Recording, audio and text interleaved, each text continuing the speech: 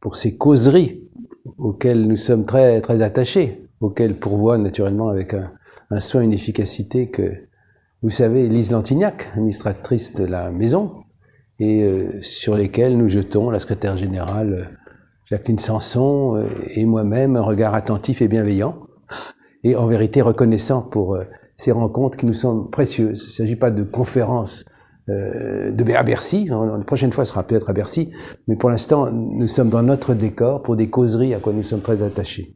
Nous sommes particulièrement heureux ce soir de voir ces deux gentlemen derrière cette table, en complicité, en amitié, pour toutes les raisons que vous savez.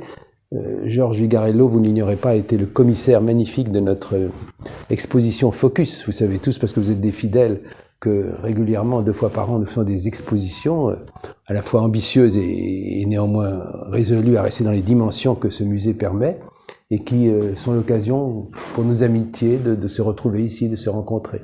Et en voilà une magnifique grâce à Georges Vigarello, qui pour moi, il le sait, est un ami très cher, nous nous connaissons depuis très longtemps. Il m'a fait l'extrême amitié de venir plusieurs fois à mon micro. C'est pas tout à fait un des recordman, il faut le gouillonner un peu, mais il n'est pas très très loin des 2 premiers. Maurice Sartre et Michel Pastoureau, je les cite toujours pour susciter, pour aiguillonner le désir, c'est pas nécessaire à vrai dire de Georges de revenir à nouveau à la concordance des temps. Et puis surtout, vous le savez qu'il est un magnifique historien du sport, du corps, de toute façon le corps s'habille, il bouge, et il a à cet égard développé une branche nouvelle de l'historiographie, à quoi ma génération est extrêmement sensible. Je vous signale son très très beau livre sur le sport et l'art qui vient de sortir, livre impressionnant par sa présence, par son poids et surtout par un contenu extrêmement avisé et et très efficace pour faire comprendre à quel point il est essentiel que le sport soit désormais un élément non seulement de l'histoire, mais de l'histoire de l'art. Pour cela, cher Georges, nous sommes reconnaissants. Et vous voir de surcroît, à cette table, avec Renaud Dely, vous voyez pourquoi notre satisfaction est complète. Renaud, qui est un clémenciste avisé, j'ai vu ici plusieurs fois, toujours fidèle, qui est connu dans le grand public essentiellement pour ça d'ailleurs. Il est le clémenciste. Il y a aussi quelques autres motifs, bien sûr. Nous pouvons l'écouter avec bonheur sur Arte régulièrement, et le matin aussi, pour ceux qui, comme moi, ne se lèvent pas très tôt, donc un public d'élite, au moment où vous vous retrouvez à plusieurs pour débattre de l'actualité, nous jeter sur elle des lumières qui sont toujours précieuses. Et vraiment, par conséquent, vous êtes de ceux que nous aimons beaucoup parce qu'ils ne sont jamais complètement absents. Ils ne savent pas toujours que c'est symétrique, mais vraiment, et puis surtout, vous venez de nous donner un magnifique roman qui concerne directement le sport et qui sera au cœur de votre conversation, puisque vous avez eu l'idée, c'est quelque chose j'ai l'impression de cela, c'est un mélange à la fois de récit et de roman, où vous évoquez un essentiel sauteur à la perche des Jeux Olympiques avec son fils qui le regarde à distance, l'histoire de ce dialogue, ce qui arrivera ensuite. J'ai bien compris que vous identifiez, au moins pour le roman, quelque peu au fils en question, tandis que Georges, évidemment, s'identifie au sauteur à la perche, bien entendu. Et ça va donner, vous le comprenez bien, à votre dialogue une saveur toute particulière. Vous avez aussi plus récemment, le livre est là, publié, ou peut-être plus récemment, oui, un livre où vous débusquez un personnage, une sorte de gourou de l'extrême droite. Et en ce moment, il y a beaucoup à débusquer. Il le faut. Merci. Donc nous allons vous écouter avec gourmandise, avec gratitude et avec affection. Vous avez la parole. Formé, ce qui est évidemment très prétentieux, en questionneur, alors que Renaud Dely est le spécialiste de la question. Moi, je dois dire que j'ai été extrêmement touché par ce livre pour 1000 raisons que nous aborderons évidemment, entre autres parce que moi-même j'avais fait du saut à la perche quand j'étais jeune.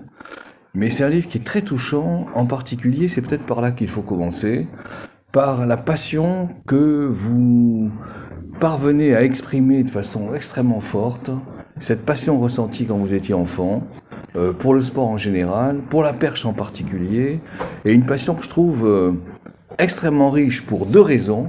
Je m'en tiendrai là dans un premier temps. D'abord parce que vous adorez dans les sportifs ceux que vous avez le sentiment de devoir soutenir, parce qu'il y a parfois chez eux quelques failles. Et ça, c'est absolument remarquable. Ce ne sont pas des êtres pleins. Ce sont des êtres qui peuvent porter du manque. Ça, c'est la première chose. Et ce que vous dites aussi, et je trouve ça très marquant, vous les aimez aussi parce que certains d'entre eux se permettent de transgresser ce que vous n'osiez pas faire quand vous étiez enfant, et donc ça vous touche encore plus. Je pense que c'est par là qu'on peut commencer. Merci beaucoup pour ces deux excellentes questions. Déjà, je tiens à vous remercier d'être tous présents ce soir. Je tiens à remercier absolument Jean-Noël Jeannet pour ces quelques mots et pour cette invitation en ce lieu, effectivement, que j'apprécie tout particulièrement, mais je ne prétends pas être je ne suis qu'un clémenciste vraiment très très amateur, mais qui aspire à progresser un peu de ce point de vue-là. Et puis je vous remercie vraiment beaucoup, Georges Vigarello, de nous puissions échanger ces quelques minutes. C'est un plaisir. Je vous lis depuis très longtemps, étant effectivement passionné à la fois de sport et d'histoire d'ailleurs. Et c'est vraiment un bonheur de vous rencontrer. Pour répondre plus précisément à votre question et à ce qui a guidé effectivement ce livre, Le Grand Saut, c'est un récit croisé avec une dimension romanesque, mais avec une dimension extrêmement aussi, une double biographie en quelque sorte qui se croise, et qui s'appuie sur les deux dimensions que vous venez d'évoquer. C'est ce que j'ai essayé effectivement de faire, c'est-à-dire que c'est le récit de la trajectoire d'un champion au sens propre du terme, champion olympique du saut à la perche, effectivement, discipline que vous avez pratiquée, ce qui n'est pas mon cas, j'ai jamais pratiqué le saut à la perche. Modestement, je vous dis tout de suite. Ouais, et moi pas du tout.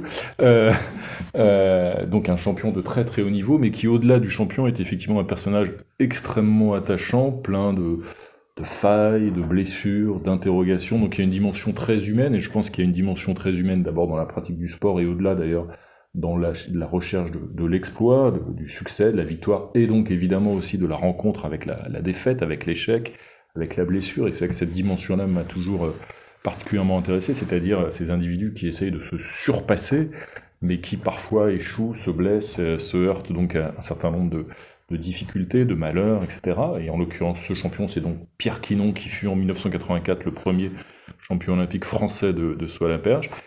Et c'est dans le regard d'un enfant, donc il y a les deux récits, et cet enfant est en très grande partie autobiographique. C'est en grande partie moi, effectivement. En l'occurrence, Pierre Quinon a été champion olympique en 1984. À l'époque, j'avais 15 ans.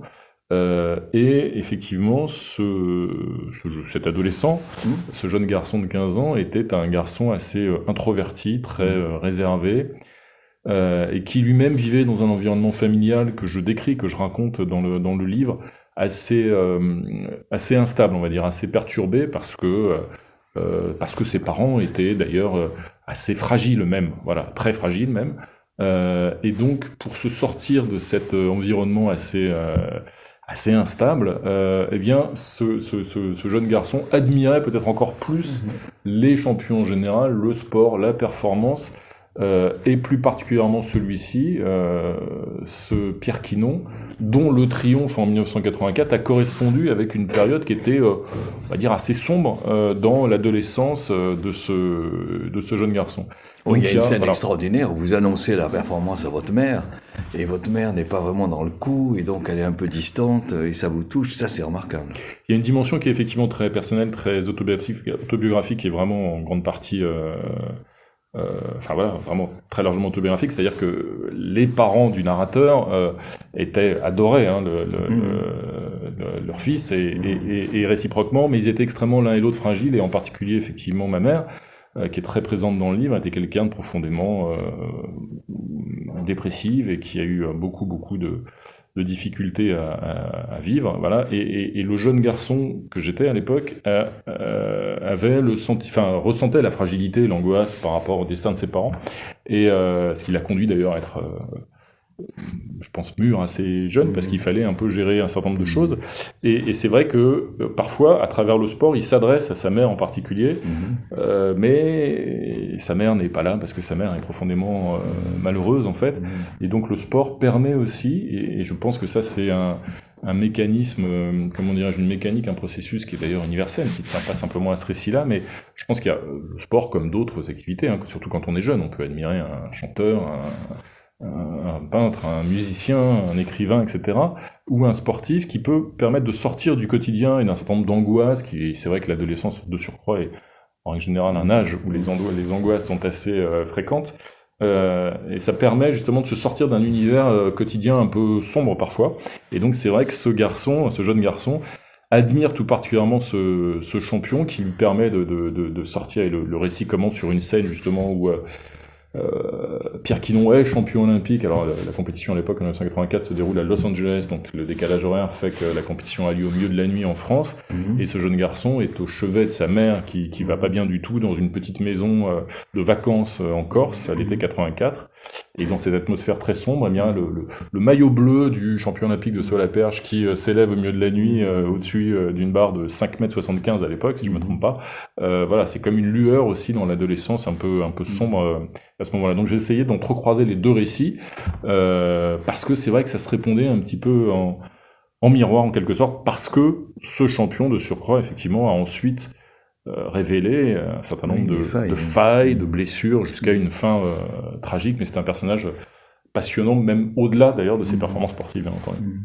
Oui, et puis il y a... Alors, je pense qu'en lisant cette passion, on peut comprendre finalement à quel point le sport peut toucher en particulier les jeunes, contrairement à ce que certains pensent, en disant le sport c'est de la mécanique, c'est un succès un peu surfait, etc. Non, je pense que ça pénètre profondément finalement la manière dont un certain nombre de gens peuvent ressentir. Mais il y a cette deuxième partie qui m'intéresse aussi, à savoir que vous vous passionnez, quand vous étiez jeune adolescent, pour des sportifs qui transgressent, c'est-à-dire qui n'acceptent pas la décision de l'arbitre, qui montrent que finalement ils peuvent résister, qui peuvent être éventuellement violents.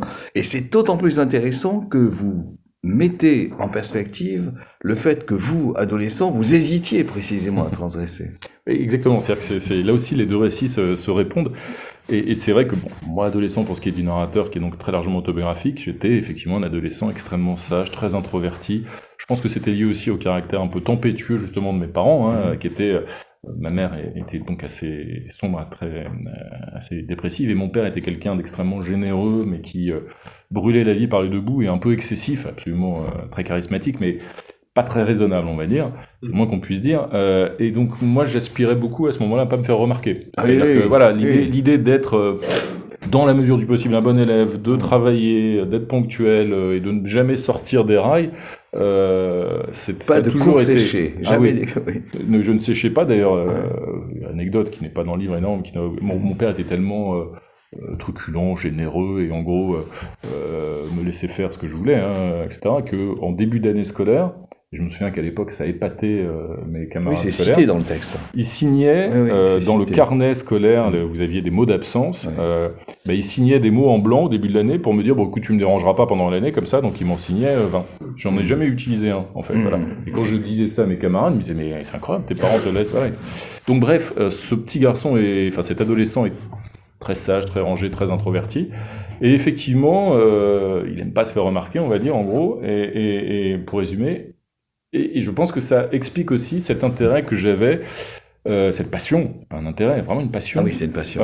Pour des sportifs, d'une part, qui ne gagnent pas toujours, c'est-à-dire pas les machines à gagner en quelque sorte, et puis qui ne respectent pas forcément les règles, qui osent être effectivement parfois tricher un petit peu, ou mordre la ligne, ou rudoyer l'arbitre, etc. Donc c'est vrai que des personnages dans l'histoire du sport, donc les années 80 sont les années où j'ai grandi, mes années d'adolescence, donc j'ai toujours préféré John McEnroe à l'époque à Björn Borg en tennis. Pour moi c'était John McEnroe c'était un personnage truculent, insupportable, mais génial.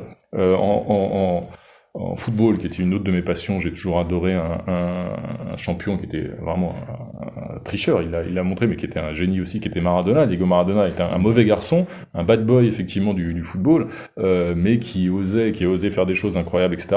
Comme d'ailleurs en cyclisme, je le cite aussi un moment, il y avait dans les années 80, Bernard Hinault était un immense sportif, mais qui gagnait tout le temps, et il y en avait un qui gagnait un peu moins, qui a perdu un Tour de France pour 8 secondes, qui était le plus petit écart, c'est Laurent Fignon, et qui de surcroît lui aussi d'ailleurs a une destinée tragique.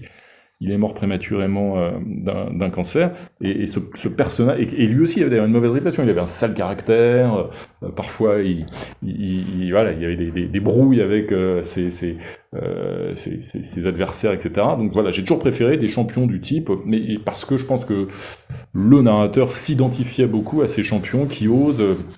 d'abord qui perdent, voilà, et c'est important, je pense que avoir le goût du sport, c'est pas simplement avoir le goût de la victoire, je pense que c'est avoir non pas le goût de la défaite, on n'aime pas la défaite, je pense, quand on fait du sport, et d'ailleurs même à un tout petit niveau, et j'ai beaucoup plus d'ailleurs rencontré la défaite que, que la victoire, c'est le moins qu'on puisse dire.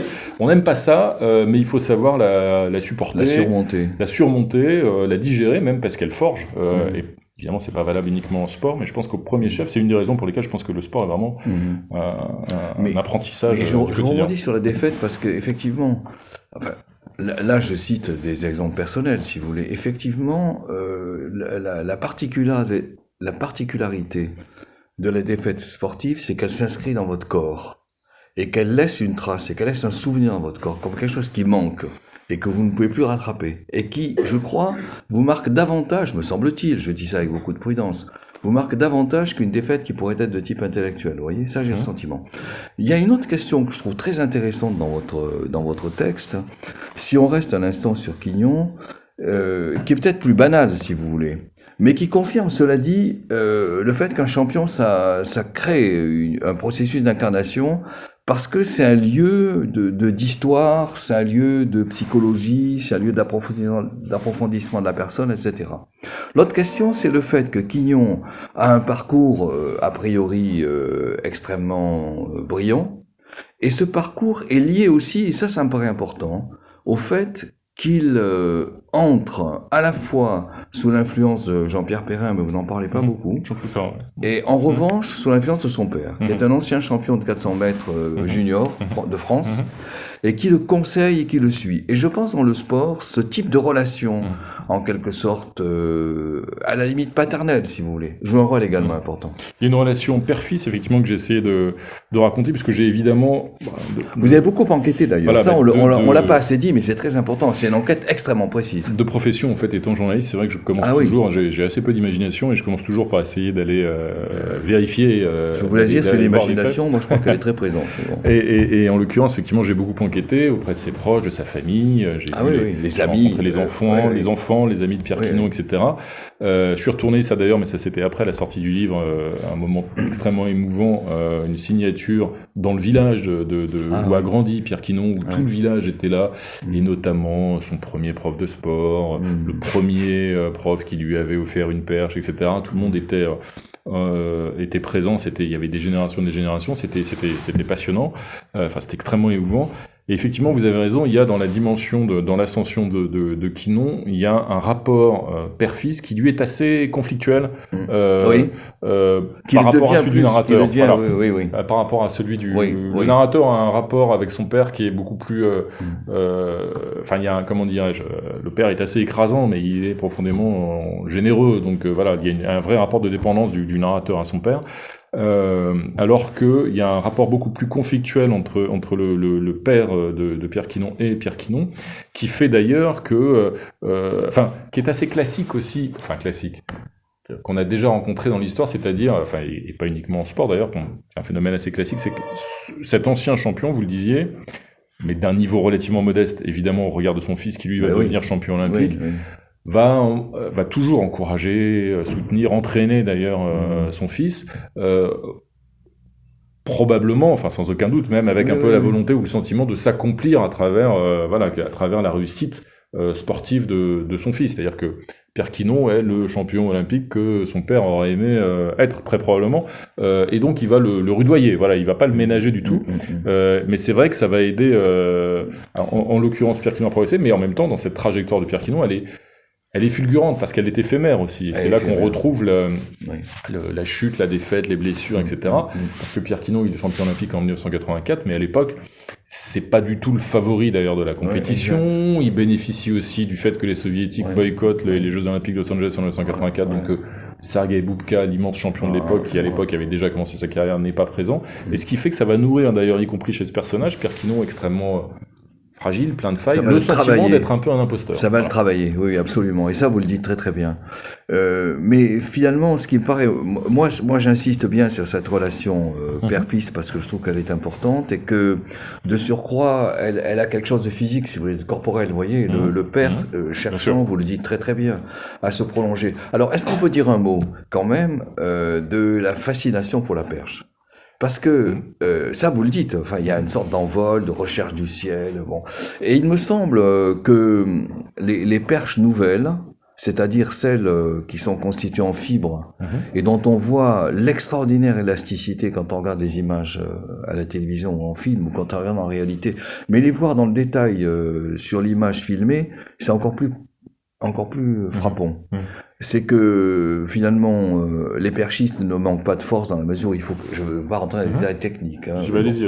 mais dans la mesure où ils sont obligés de faire plier la perche, donc il faut quand même qu'ils aient une force, mais c'est pas une force herculéenne. Et ensuite ils bénéficient, ce qui est quand même extraordinaire, d'une folle élasticité de cette perche, qui les propulse finalement vers le haut. Et ce qui est également très intéressant, c'est que dans cette propulsion, ils sont pas du tout dans une position classique, c'est-à-dire la tête vers le haut et les jambes vers le bas. C'est tout à fait l'inverse qui se produit. La tête est en bas et les jambes vers le haut. Et il faut une verticalité extraordinaire qui renvoie à quelque chose qui devient à la fois une combinaison de la force et une combinaison de l'adresse, voire de l'élasticité. Le tout passant par une véritable projection vers le haut, qui facilite, je crois, l'incarnation imaginaire. Vous en avez beaucoup mieux parlé que moi. De surcroît, moi je n'ai jamais, donc contrairement à vous, pratiqué la perche, mais c'est vrai que j'ai toujours été fasciné par cette discipline, parce que c'est, à mes yeux en tout cas, c'était juste en tant que spectateur ou qu'admirateur, une discipline, et ça l'est toujours, une discipline qui effectivement mélange à la fois la puissance, donc la puissance qu'on retrouve chez des athlètes, voilà, des athlètes de sprint, ou d'ailleurs il faut être extrêmement rapide sur la piste d'envol en quelque sorte, et puis la technique, une agilité absolument prodigieuse qui fait que les perchistes se retournent comme des chats quasiment. Des acrobates, voilà, ce sont des acrobates qui se retournent au-dessus de la barre extrêmement rapide, effectivement en étant à l'envers comme vous le disiez à l'instant, et puis une maîtrise aussi de la technologie qui a considérablement progressé au fil des décennies. Ah oui, c'est incroyable. Oui. Et donc ces trois dimensions font de la... Enfin, il y en a même une quatrième, qui est évidemment le vol. C'est-à-dire que la propulsion, on est propulsé. Quand j'étais enfant, d'ailleurs, il y avait deux disciplines que je n'ai jamais pratiquées, ni l'une ni l'autre, probablement parce que j'étais vraiment décidément extrêmement sage, et moi, j'étais pas du tout du genre à prendre des risques, et je suis de moins en moins, d'ailleurs, mais déjà à l'époque, c'était le saut à la perche et le saut à ski. J'étais fasciné par ces disciplines. D'accord. Et évidemment, voilà, la perche entre la dimension athlétique, la vitesse, l'agilité, la maîtrise technologique, et puis le fait de s'envoler, cette combinaison-là m'a toujours fasciné. Et dans le cas de Pierre Quinon, d'ailleurs, ce qui est le déclic quand même, peut-être, qui m'a incité à me plonger dans ce récit et dans ce livre, c'est la fin de Pierre Quinon, sans vouloir... Bien sûr, sans parler trop vite, oui, bien sûr. Enfin, de toute façon, elle est évidemment de notoriété publique, c'est-à-dire que ce perchiste a mis fin à ses jours, donc il y a une quinzaine d'années maintenant, en 2010, il avait 49 ans à l'époque, et c'est évidemment, ça a été le déclic, c'est-à-dire que quand j'ai toujours été passionné de sport, donc quand j'ai appris le suicide de Pierre Quinon, j'ai lu la presse, j'ai lu l'équipe, etc., racontant, je l'avais perdu de vue en quelque sorte, depuis 25 ans peut-être, et de surcroît il l'a fait en se défenestrant. C'est le saut inversé, quoi. Et c'est-à-dire que, voilà, le dernier saut de Pierre Quinon, tout de suite, m'a évidemment interpellé, c'est-à-dire que cet homme a cherché toute sa vie à voler le plus haut. C'est quelqu'un qui était donc extrêmement fragile, on l'a dit, et qui ensuite, après sa carrière, a traversé des tas de difficultés on en parle, psychologiques, etc. C'est très important. Oui. Et qui a choisi de faire ce dernier saut, ce grand saut. Et évidemment, c'est ça qui a produit un déclic. J'ai essayé de comprendre mieux sa trajectoire, son histoire, sa vie, etc., à partir du moment où cet homme qui a toujours voulu voler, a volé une dernière fois ce jour-là. Mais je me permets deux parenthèses rapides pour rester un instant sur les questions techniques en les liant à des problèmes culturels. La première remarque, c'est que, bon, personnellement, j'ai connu le saut, mais avec des perches qui étaient totalement différentes. C'est-à-dire que c'était pas du tout des perches pliantes, C'était des perches rigides. Donc il fallait trouver soi-même par ce qu'on appelait un balancé du corps, je rentre dans les détails, pour arriver à monter au-dessus de la prise, vous voyez. Et c'est un travail complètement différent, où vous n'êtes pas aidé par la perche, c'est vous qui devez trouver. Ça, c'est la première remarque que je voulais faire. La deuxième, c'est la suivante. Quand on suit la manière dont se déroule un certain nombre de pratiques, et en particulier l'exemple très frappant, c'est celui de la gymnastique. Quand on suit la façon dont se déroulent ces pratiques, on se rend compte que la gymnastique a eu plusieurs phases en quelque sorte d'existence, mais en particulier il y en a deux. La première, elle est liée aux instruments de la fin du 19e et du début du 20e, qui sont des instruments que je qualifierais de rigides. Et donc la gymnastique ne peut se concevoir qu'à travers des exercices de force. Au contraire, les instruments ont considérablement évolué, les barres fixes sont devenues souples, les tenues des piliers sont devenues également mobiles, et donc ce qui est au centre de la gymnastique aujourd'hui, c'est à nouveau ce que nous voyons dans les perches nouvelles, c'est-à-dire à la fois l'élan, l'élasticité, le bondissement, etc. Et je crois, ce sera ma dernière remarque dans mes parenthèses, et je crois que cela est lié aussi à des phénomènes culturels. Alors je m'explique en deux mots. C'est vrai que lorsque la gymnastique a évolué, un certain nombre, je dirais, de barons de la gymnastique ont dit mais c'est pas possible, c'est seule la force qui doit compter. Et on voit très bien cela dans l'évolution du sport. Même Desgranges, concernant le vélo, il dit mais pas de changement de vitesse, il faut que la force compte, etc. Et on voit cette évolution qui fait passer de la force à quelque chose qui est de l'ordre contraire de l'agilité, de la vitesse, de l'élan, de la spontanéité, qui plaisent davantage en termes d'image et qui rentrent davantage, à mon avis, dans nos types de cultures qui sont des cultures finalement de la vitesse, de la légèreté, du changement, etc. Vous voyez, donc il y a, je pense, un lien entre en quelque sorte le geste lui-même, le plaisir que le geste donne et le milieu. Mais maintenant, la question qui me paraît de plus en plus importante, si vous voulez, c'est qu'on passe, on a discuté de manière, à mon avis, moi je trouve tout à fait intéressante, de l'ascension de Quignon. Ce qui est très important dans votre texte, et vous le faites de manière millimétrée, progressive, c'est une lente dégradation. Alors on pourrait évoquer les étapes, je ne le fais pas, je vous laisse la parole, mais quand même, la façon dont vous arrivez à traduire cette sorte d'incontournable dégradation, c'est à la fois, je dirais, totalement émouvant, tragique et extrêmement précis. C'est un personnage qui, effectivement, dont la destinée est extrêmement émouvante. Et en fait, il s'avère que, ce que je disais tout à l'heure, lorsqu'il l'emporte en 1984 aux Jeux Olympiques de Los Angeles, il n'est pas le favori. Mais il l'emporte, il atteint une forme de plénitude. Absolument. Et puis Perrin est là, l'entraîneur est... Jean-Claude Perrin est là. Ah oui, terrible. Perrin, c'est un enthousiaste fou. Absolument, mais il atteint une plénitude qui est éphémère, c'est-à-dire qu'il survole en quelque sorte la barre un instant, un quart de seconde, et à partir de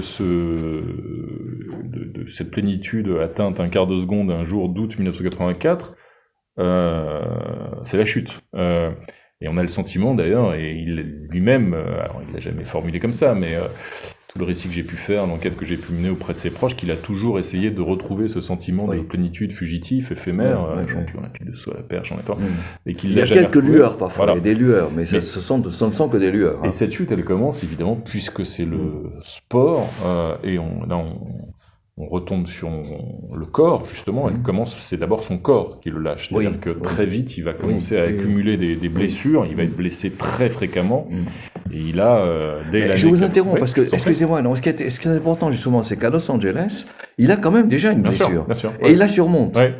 Il y a une tension au niveau de la cuisse, il la surmonte, il résiste, il essaie après de retrouver cette mode de résistance, mais c'est très compliqué. Voilà, vous avez raison, il était blessé déjà en 84, il a un bandage autour de la cuisse, il est incertain quelques jours avant la compétition, il la surmonte, sa cuisse tient pendant tout le concours, il l'emporte, et après, dans les mois qui suivent, et très rapidement, et à partir de l'année 1985, une série de blessures vont s'enchaîner, donc en fait, il va sauter de façon très épisodique en tout cas, et évidemment, le corps qui le lâche, notamment parce que c'était il était extrêmement musclé évidemment, mais c'était plutôt un petit format pour l'époque, qu'il avait sans aucun doute un peu trop tiré justement sur le plan musculaire, sur le plan athlétique, par rapport à sa corpulence, à sa constitution, on va dire. Et donc le corps qui le lâche va aussi, il y a une dialectique en quelque sorte entre le corps et la tête, quoi. C'est-à-dire que le corps qui le lâche fait que la tête aussi va le lâcher peu à peu, ouais. Et inversement. Et chaque fois, effectivement, il tente évidemment de surmonter les blessures, de repartir en compétition. Il a 2 ou 3 espoirs fugitifs, mais à chaque fois, il va échouer, au point quand même qu'il a cette particularité, alors il avait espéré, bien qu'il ait fait peu de performances entre-temps, qu'il ait rarement sauté, qu'il ait très souvent été blessé, mais il avait espéré être repêché, comme on dit, pour être qualifié lors des Jeux Olympiques suivants, des Olympiades suivantes, Séoul 88. Et là, il échoue d'un rien aussi. Et il n'est pas repêché. C'est-à-dire que la Fédération française ne l'envoie pas. D'ailleurs, c'est un autre problème. Je vous interromps, ne m'en veuillez pas. Je vous interromps beaucoup, ne m'en veuillez pas. C'est un autre problème. Dans cette chute, au fond, un peu inexorable, lente, douloureuse, il y a quand même, et c'est une vraie question, il y a quand même le fait qu'apparemment, la fédération ne le soutient pas beaucoup. C'est le cas. Non, c'était... L'institution ne le soutient pas beaucoup. Et alors que c'est un champion olympique. Bien sûr. Et j'en ai parlé avec un certain nombre de ses amis qui l'ont soutenu. Alors, je pense à un autre champion un peu plus jeune qui a concouru quelques années plus tard dans une autre discipline, qui est Stéphane Diagana, qui a été champion du monde de 400 mètres haies. Mais un autre de ses grands amis qui, lui, l'a toujours accompagné à ce moment-là, c'était Thierry Vigneron, autre perchiste. Oui. Blond. Voilà, avec lequel j'ai beaucoup sympathisé depuis, qui d'ailleurs d'un point de vue, c'est intéressant ce couple, ce tandem, puisque donc c'était vraiment la même génération, ils étaient amis, mais c'était les antithèses. Il a fini 4e, non, 3e, 84 médailles de bronze. Médaille de bronze, mais c'est plutôt lui qui était le favori d'ailleurs. C'était un perchiste extrêmement technique, lui, techniquement bien meilleur que Pierre Quinon, mais beaucoup moins, c'était 2 tempéraments extrêmement opposés, totalement opposés. Thierry Vigneron était quelqu'un, et toujours d'ailleurs quelqu'un extrêmement calme, posé, réservé, sage, etc., et très technique. Voilà. Alors que Pierre Quinon était un plus petit format en quelque sorte, mais bondissant, explosif et tempétueux, que ce soit donc sur la piste physiquement ou dans les relations, ou en termes sur le plan du caractère. Et c'est vrai qu'en tout cas lui, mais comme beaucoup des champions de cette génération-là, était beaucoup moins accompagné après la carrière. Il a même pas été du tout. Il a pas été du tout. Il a même pas été repêché. Ça paraît quand même. Il était vraiment à 5 cm des minima qu'il fallait faire pour se qualifier pour les Jeux de 88. On pourrait imaginer aujourd'hui que la fédération, au nom du fait qu'il est champion olympique en titre, le repêche et lui permet de concourir. Ça n'a pas été le cas. Et évidemment, tout ça a nourri ce sentiment d'abandon en quelque sorte. Et puis a un peu plus alimenté ce sentiment qui l'habitait de toute façon dès le départ, c'est-à-dire ce sentiment d'être un imposteur, entre guillemets, c'est-à-dire pourquoi j'ai gagné ce jour-là en 1984, est-ce que je le mérite vraiment? C'est quelqu'un qui s'est toujours posé énormément de questions, qui a toujours été profondément tiraillé, donc pourquoi j'ai gagné ce jour d'août 84, est-ce que c'était vraiment à moi de l'emporter, est-ce que je le mérite, et donc ensuite tout ça va creuser peu à peu ce spleen et finalement cette dépression qui va l'emporter bien des années plus tard. Mais c'est-à-dire alors il va se réfugier ensuite dans d'autres. C'est un personnage qui était extrêmement entier. Il va se réfugier en particulier dans une autre passion, mais là aussi qui va vivre de façon entière, démesurée, qui est la peinture. Il va se mettre à peindre, mais des peintures extrêmement torturées, des explosions de couleurs ou de noirceur d'ailleurs. Quand on regarde les peintures, il a été un petit peu exposé, mais quand on regarde ces peintures, on voit la torture intérieure de Pierre Quinon, qui était fasciné de surcroît. Il a été vraiment totalement fasciné par un peintre célèbre qui est Nicolas de Staël. Avec la fin de Nicolas de Staël, de surcroît. Voilà, et il adorait Nicolas de Staël. Il allait voir, on m'a fait des récits où Pierre Quinon faisait des centaines de kilomètres pour aller voir une exposition consacrée à Nicolas de Staël. Il restait des heures à pleurer devant les tableaux. Et comme chacun sait, Nicolas de Staël lui-même s'est suicidé, s'est défenestré en 1955. Et donc il est totalement... il y a vraiment tous ces destins qui se croisent. Et la peinture de Quinon illustre aussi vraiment, me semble-t-il, c'est un reflet aussi de cette trajectoire de sportif, cette trajectoire rompue. enfin d'abord chaotiques d'abord et qui seront ensuite. Mais c'est très important parce qu'à la fois dans ces blessures, il y a aussi du hasard, le fait qu'ils se prennent le pied, je ne sais où, etc. Et ça détruit pendant des semaines.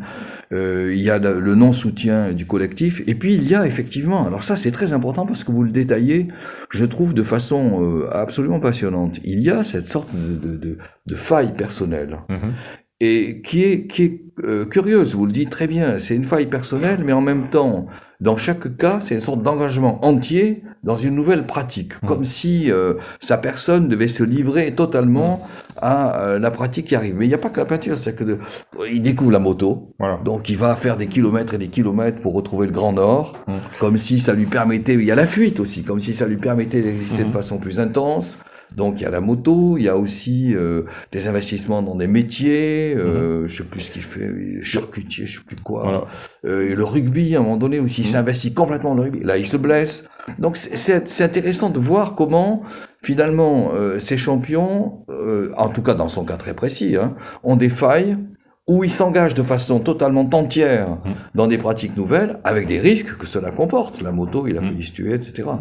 Totalement, donc un personnage totalement excessif. En tout. Oui, absolument. C'est excessif. Ça, c'est intéressant. Dans l'engagement, pour le meilleur et pour le pire, j'allais dire. Donc dans la performance ou dans la dépression et dans la noirceur. Vous parliez de la moto, effectivement, il va se mettre à faire beaucoup de moto, à être passionné de moto. Il habitait dans le Var, dans le département du Var. Un jour, par exemple, il se fait prêter une énorme moto. J'y connais absolument rien en moto. Encore, c'était un risque que je ne courrais pas, mais alors lui, il adorait ça. Il se fait prêter une moto par un de ses amis garagistes, qui est le dernier modèle, je sais plus, je le cite dans le livre, etc. Je crois que c'est BMW. Je me souviens plus du tout. Et il demande à son ami garagiste, donc il est à côté de Toulon, s'il peut lui emprunter la moto. Son ami lui dit pas de problème, voilà, etc. et tout, il lui prête. Et en fait, avec la moto, il va partir de Toulon et il va au Cap Nord, tout à fait au nord de la Norvège, parce qu'il voulait voir le soleil se coucher. Enfin, le soleil ne pas se coucher d'ailleurs, puisqu'on est au mois de juin, donc il va passer la nuit quasiment à attendre que le soleil commence à baisser un petit peu donc sur le Cap Nord, parce que ces couleurs le fascinaient aussi en tant que peintre, etc. Donc il fait Toulon, Cap Nord, Toulon. Absolument. Il est totalement excessif en tout, donc il a évidemment des accidents. Il y a ensuite, effectivement, il va ensuite s'engager. Sa passion, il va la mettre aussi au service du rugby, en essayant d'y entraîner d'ailleurs ses fils. Oui. Et puis le caractère entier aussi est, comment dirais-je, totalement, excessif de Pierre Quinon, se traduit aussi dans ses amitiés. Et je pense notamment à ce grand champion qui était donc un de ses amis, qui l'a accompagné jusqu'au bout, qui m'a beaucoup aidé aussi pour le livre. William Moty. Non, je pense à Stéphane Diagana. Ah, Stéphane, oui. Stéphane Diagana. William Moty aussi. William Moty était un décathlonien qui est toujours un ami d'ailleurs de ses enfants. C'est le parrain d'un de ses fils. Effectivement, ça a été toujours ils ont fait toute leur carrière ensemble. William Moty, décathlonien à l'époque, de vraiment même génération que Quinon. Mais un autre, donc plus jeune, mais qui a sympathisé avec Pierre Quinon après que Pierre ait arrêté sa carrière, qui est Stéphane Diagana, donc. Et Stéphane Diagana et Quinon sont vraiment devenus très amis, vivant à quelques kilomètres l'un de l'autre, les familles amies, Stéphane s'occupant beaucoup des enfants, etc. et tout. Ils se sont mis à faire du vélo de façon frénétique aussi. Alors Stéphane Diagana s'est mis à faire du vélo, mais il m'a raconté à quel point Quinon était devenu en quelques semaines un dingue de vélo. C'est-à-dire que Stéphane Diagana lui disait voilà, on va faire une sortie de 80 km, Quinon disait non, 250, quoi, voilà, il voulait en faire, voilà, c'était bon. Jusqu'au jour où quelques semaines d'ailleurs avant que Pierre Quinon finalement se suicide, enfin 3 mois avant, Stéphane Diagana a un très grave accident de vélo. C'est lui qui a failli se tuer, vraiment.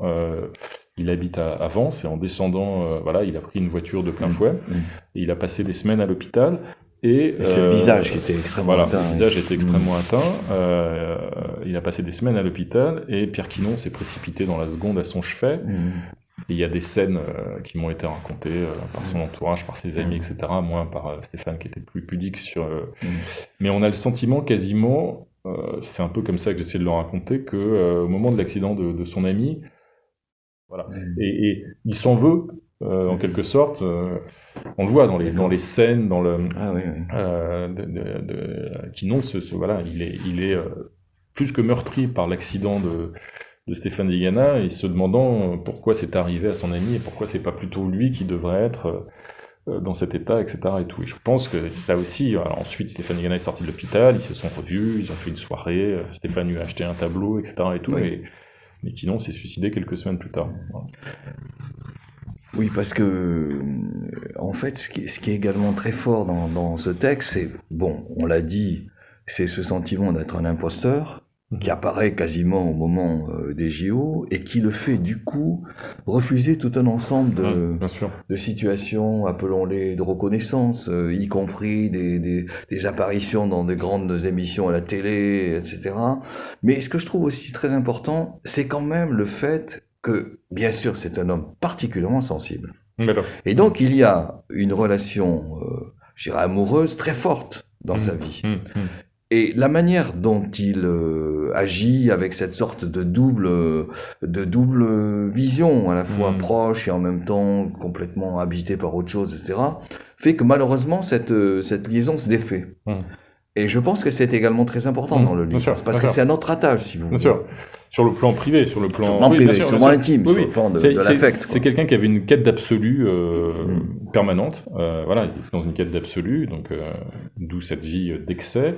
Il y a effectivement son épouse, celle qui est la mère de ses enfants, Caroline, avec laquelle il a vécu pendant des années.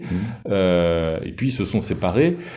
Et avec beaucoup d'affection, sans aucune once de règlement de compte ou d'agressivité, etc. Mais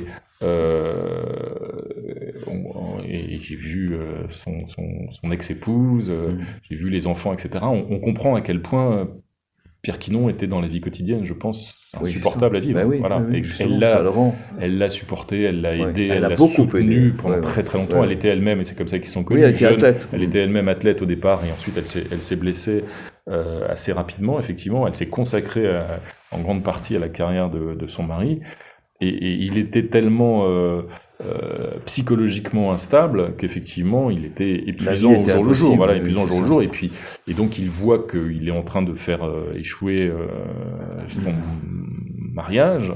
Ils finissent par se séparer. Et évidemment, il se sent profondément responsable de cet échec personnel, intime, dont il est, de fait, en grande partie responsable, voilà, très clairement. Donc c'est vrai qu'il y a surtout dans toutes les dimensions de la vie de ce personnage, il y a une quête d'absolu, et une quête qui est toujours inassouvie en quelque sorte. Conduit à l'échec. Voilà. Alors que ce que vous montrez très très bien, c'est que la relation entre Caroline et lui est une relation intense, une relation de bonheur absolu.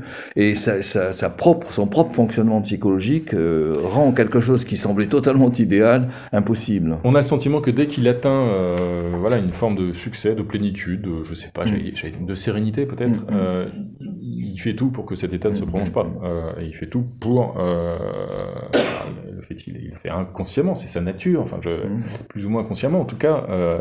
Dès lors qu'il a atteint un but, un bonheur, un succès, une plénitude, que ce soit sur le plan personnel, familial, sportif, professionnel, etc., il fait ou donc artistique, il fait tout de fait pour que ça échoue et pour ressombrer. Et cette trajectoire, de ce point de vue-là, est absolument fascinante. C'est-à-dire qu'on voit qu'il cherche toujours à aller plus loin, plus haut. C'est ça. Plus loin, plus haut, plus fort. Il y a une exigence et en même temps, c'est ce qu'il détruit. Et il se condamne lui-même à l'échec. C'est ce qui m'a rendu ce personnage absolument fascinant. Et plus j'ai enquêté, plus j'ai rencontré des gens qui l'ont connu, enfants, jeunes, adultes, etc., plus j'ai regretté moi-même de jamais l'avoir rencontré et de n'avoir jamais que fantasmé sur ce personnage à travers un petit écran quand j'étais moi-même gamin. Voilà. Non, mais c'est ce qui rend votre livre à la fois absolument fascinant et passionnant, et en même temps, c'est un livre émouvant. C'est-à-dire qu'on sent que les choses sont quand même très compliquées. Et ce qui m'a vraiment intéressé aussi, c'est ce que je pense profondément, c'est-à-dire que j'ai une passion moi, pour le sport, mais c'est pas un livre de sport ou un livre sur le sport, ou alors c'est un livre sur le sport au sens large, c'est-à-dire que le sport c'est pas juste des résultats et des compétitions ou des performances. Il y a une dimension humaine, une dimension de partage, de solidarité, puis il y a une profondeur, c'est ce qu'on disait au début, psychologique qui je pense dans le sport, dans la pratique du sport, s'accomplit voilà, c'est une dimension sociale, sociétale. Et aujourd'hui, on le mesure de plus en plus d'ailleurs. Hein, c'était moins le cas à l'époque, mais aujourd'hui, on voit à quel point le sport est devenu quasiment enfin, intègre toutes ces dimensions-là. Pour employer des mots un petit peu, comment je veux dire, sorbonnards, c'est un phénomène social total. Voilà, exactement. Écoutez, je sais pas, merci beaucoup. Moi, je trouve qu'on a fait le tour.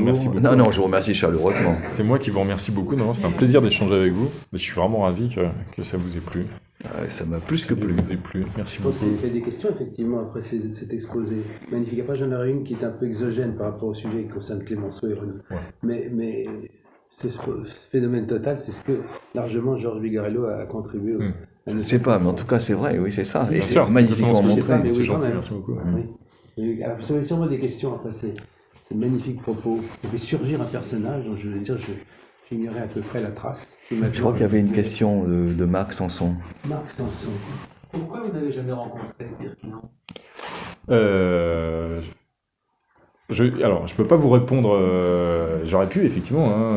C'était votre idole ? Oui. Mais peut-être que. 15 ans, vous aviez 40 quand il est mort. Oui, c'est vrai, bien sûr. Vous avez raison. Mais là, je vais essayer de faire un peu avec vous ma psychanalyse devant vous.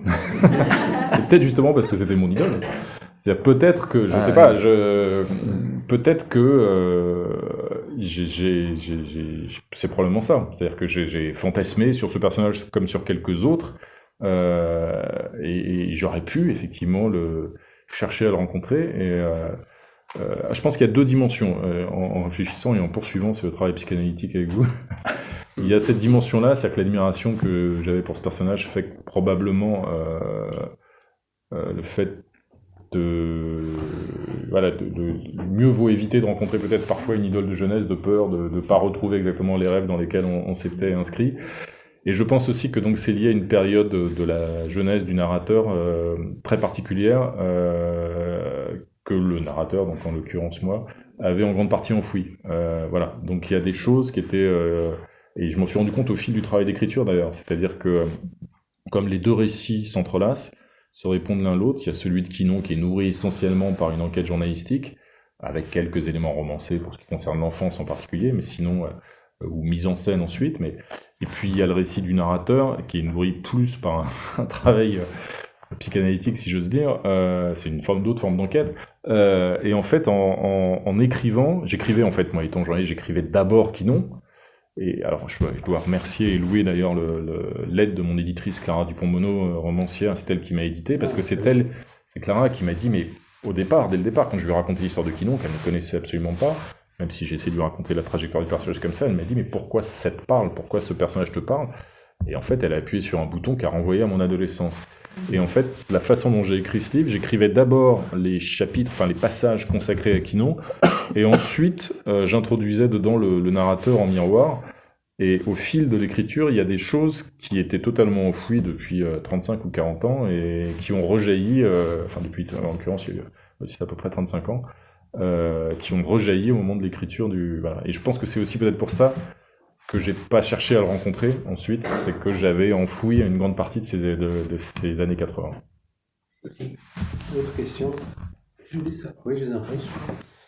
Pourquoi vous avez intitulé votre livre Le Grand Saut ? Justement, je pense que ça résume. En fait, il y a deux dimensions pour être là aussi, les deux se renvoyant, les deux récits se renvoyant. Il y a évidemment Pierre Quinon et sa volonté de voler, de sauter tout au long de sa vie, d'essayer de sauter le plus haut possible et de sauter tout le temps, et jusqu'à ce dernier saut qui va être le grand saut final, si j'ose dire, qui est son choix donc final.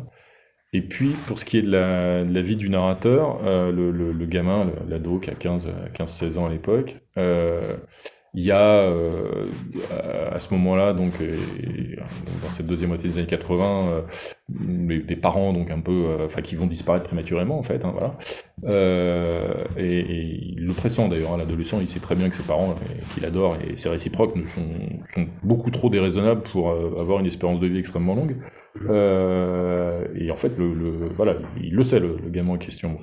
il vit un peu avec cette angoisse-là, et il se passe ce qui devait se passer, c'est-à-dire que ça se produit, évidemment.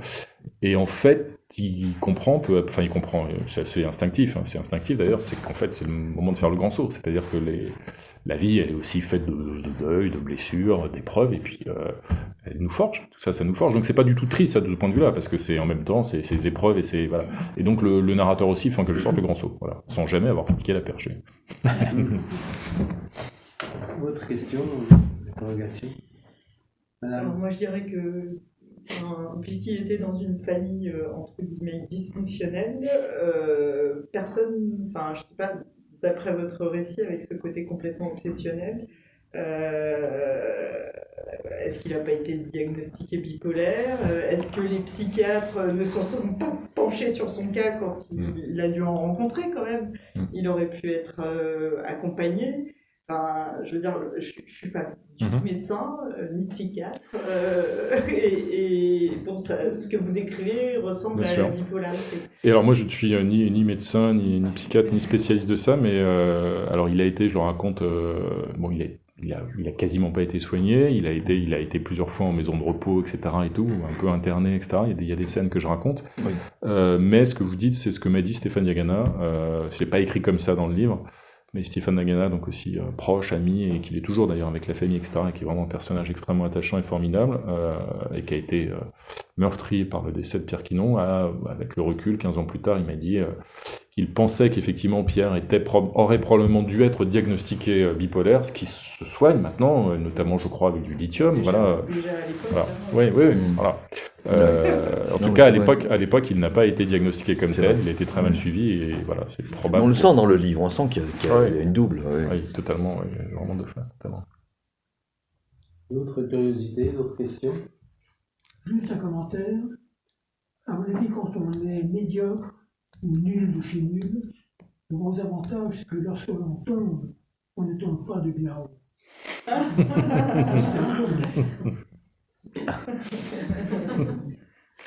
Oui, mais On n'en pas bien haut, mais enfin. en même temps, l'important, c'est pas la chute, c'est l'atterrissage. Voilà, c'est Oui, ça c'est toujours le exactement. problème. Très juste. Pas d'autres questions sur ce magnifique sujet, mais il me reste... Oui, pardon? Non.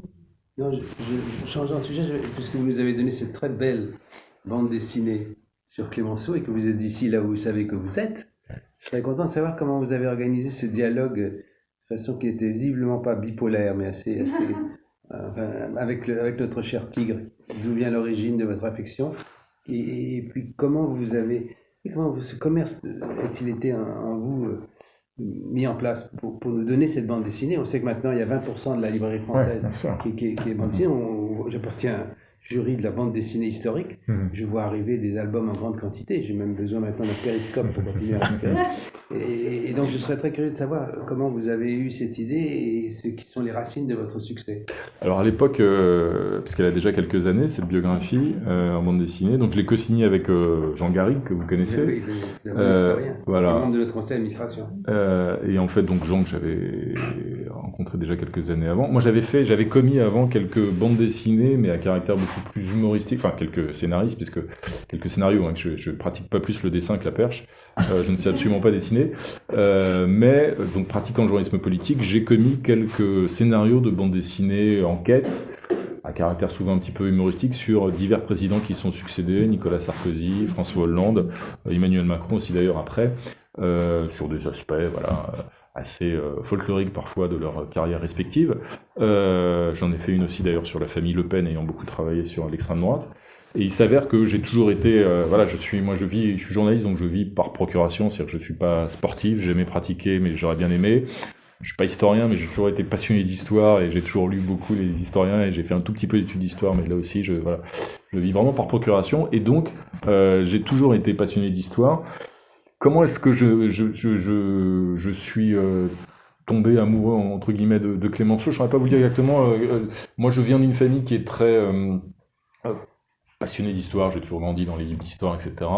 J'avais pas d'historien, mais j'avais des enseignants. J'ai une famille très du Saint-Lord de la République, comme on dit. Voilà. et plutôt d'obédience social-démocrate, laïque, voilà, très attaché à la laïcité.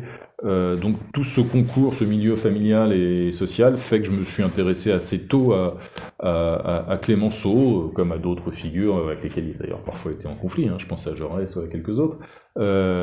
Et donc un jour, comment est-ce que le déclic est venu? Je ne sais plus si c'est Jean ou moi qui a proposé en premier, et en fait il s'avère que Jean Garrigue étant historien, lui vérifiait la véracité ou me fournissait la documentation, les sources, etc. Et que moi, donc je suis scénariste de cette bande dessinée, donc j'essaie de mettre en scène, comme je l'avais fait dans d'autres bandes dessinées, plus il y a un petit côté un petit peu, c'est un peu comme quand si vous faites un film, c'est-à-dire voilà des storyboards et des scènes, des scénettes pour raconter la vie de Clémenceau. Clémenceau, il a toujours fait partie de mon imaginaire, voilà, politique, historique, culturel, au même titre que les personnages de la Troisième République, plutôt attachés à la République, à la laïcité et au progrès. Ça me permet de confirmer que nous sommes très attachés à tous les supports possibles de la notoriété de ce grand personnage. Au fond, il est assez riche pour accepter d'être montré de toutes sortes de façons, à la télévision, par des films, par des livres plus ou moins savants, et par cette bande dessinée que je vous recommande. Merci beaucoup. Moi, je voudrais vous donner un message. En fait, j'ai appelé la paroisse de Passy. Ils sont d'accord pour refaire un match contre la Belle. C'est quand. Vous avez lu ce livre, vous avez vraiment lu le livre. Ça m'a fait rire, ça. Ouais. Il y a eu un match de football et il y avait l'équipe Passy et l'équipe Boulogne-Billancourt, si j'ai bien compris, parce que vous étiez à Boulogne, à côté de Roland-Garros, et un match. En fait, j'ai évoqué le personnage de mon père tout à l'heure, mais mon père était tellement généreux, vous voyez, que mon père était très socialiste, anticlérical, défenseur de la laïcité, etc. C'est mon milieu, on est... Je ne suis pas obligé ici de le dire à mi-voix. Non, mais vous avez raison. Non, mais c'est enregistré, je sais pas. Voilà, tout ça, vous voyez. Et il s'avère que pendant quelques années, on a habité dans le 7e arrondissement, pas très loin d'ici. Là, c'était avant d'être à Boulogne, on était avenue Poincaré. Et j'étais au collège public Delacroix. Je ne sais pas s'il existe toujours, puis ensuite au lycée La Fontaine. Mais je crois que c'était à Delacroix à ce moment-là. Et en fait, tous mes amis de l'époque, qui avaient 12-13 ans, jouaient au foot dans l'équipe de la paroisse, ou les enfants de Passy, je crois que c'est ça. Voilà, les enfants de Passy. Et donc je suis rentré un jour en disant, tous mes copains jouent aux enfants de Passy, papa, voilà. J'ai bien vu qu'il tiquait un tout petit peu, mais il m'a inscrit, voilà, et la première fois que je n'avais absolument aucune culture chrétienne ou même religieuse, et donc je me souviens d'ailleurs que la première fois que je suis allé, voilà, il y avait un moment, je sais plus, il y avait eu la chandeleur, je crois, on a mangé des crêpes, il y avait un monsieur avec une robe, je savais pas ce que c'était. Voilà. Bon, il était très gentil, voilà, et puis on a joué, mais donc j'ai joué, et donc effectivement j'ai joué aux enfants de Passy pendant quelques années. Au samedi. Je suis plus en état. C'est très gentil, mais déjà à l'époque j'avais du mal, mais alors là je vous assure que je suis plus du tout en état. Merci en tout cas. Bon, en tout cas, vous pouvez retrouver les livres de Renaud Dely à la bibliothèque, quelques exemplaires du Grand Saut, aussi de votre dernier livre sur la CG, si vous voulez présenter aussi votre... Ah oui, dites-nous comment vous Moi, je peux vous dire spécialisé de l'extrême droite, et notamment par ce livre. Je peux vous dire un petit mot sur la CG, c'est gentil. Voilà, en fait, moi, je me suis toujours intéressé à l'extrême droite, avant même d'être journaliste d'ailleurs. Mais moi, j'ai commencé à être journaliste il y a 30 ans à Libération, et j'ai commencé par suivre le Front National et tout ce qu'il y avait autour à l'extrême droite. Ça m'a toujours passionné. Avant, ça m'intéressait déjà, parce que je pense qu'intellectuellement et professionnellement aussi, ça m'a toujours plus intéressé dans mon métier de journaliste d'explorer ou d'enquêter des univers ou de rencontrer des gens qui ne me ressemblent pas. Voilà, je sais pourquoi je ne suis pas d'accord avec eux, mais ça m'intéresse et donc j'ai toujours beaucoup enquêté sur l'extrême droite. Et il s'avère que donc ce personnage s'appelle Dominique Vénère. C'est un personnage qui a plus de 50 ans d'engagement à l'extrême droite sous une extrême droite la plus radicale, la plus identitaire, la plus radicale sous diverses formes. Il a été soldat très jeune, il s'est engagé en Algérie, il a basculé ensuite dans l'OAS, il a fait des attentats, etc. Il a fait de la prison. Ensuite, il a créé un certain nombre de groupuscules d'extrême droite extrêmement radicaux dans les années 60, en essayant. Il y a un vrai travail idéologique aussi.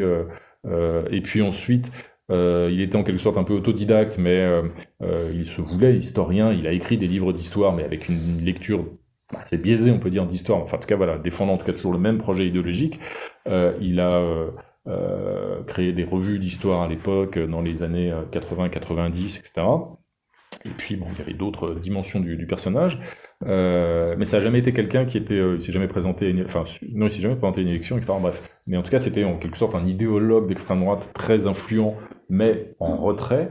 Et il s'avère, et là il y a un point commun avec la destinée de Pierre Quinon, qu'il s'est lui aussi suicidé, Dominique Vénère. Ça, vous en souvenez peut-être, parce que ce personnage est très méconnu, mais on se souvient parfois de son suicide. Lui, c'était au printemps 2013, à l'intérieur de la cathédrale Notre-Dame. Il s'est suicidé au printemps 2013 dans Notre-Dame. C'était un passionné d'armes, et donc il s'est tiré une balle dans la bouche.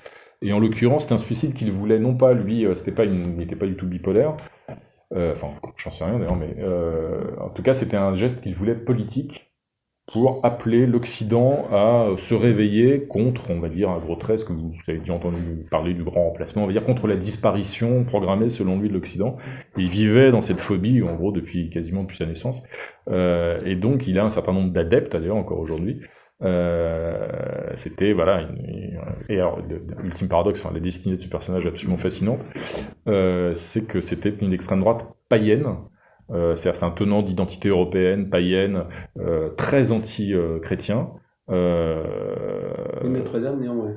Il choisit Notre-Dame. Pourquoi? Parce qu'en fait, dans cette mythologie-là, et donc quand on se plonge, là aussi, c'est une enquête, et je suis retourné voir un certain nombre d'individus que j'avais vus parfois, pour certains, il y a 20 ans, 25 ans, quand j'étais jeune journaliste à l'ID, parce que Notre-Dame, selon les adeptes donc de cette extrême droite païenne, européenne, etc., est bâtie sur un ancien temple romain, du IVe siècle, me semble-t-il, et en fait il se suicide pile sur la dalle où un temple à la gloire de Jupiter, je crois, était supposé être IVe siècle. Enfin, voilà, bref. Donc, et ça ne parle pas du tout de Saut à la perche.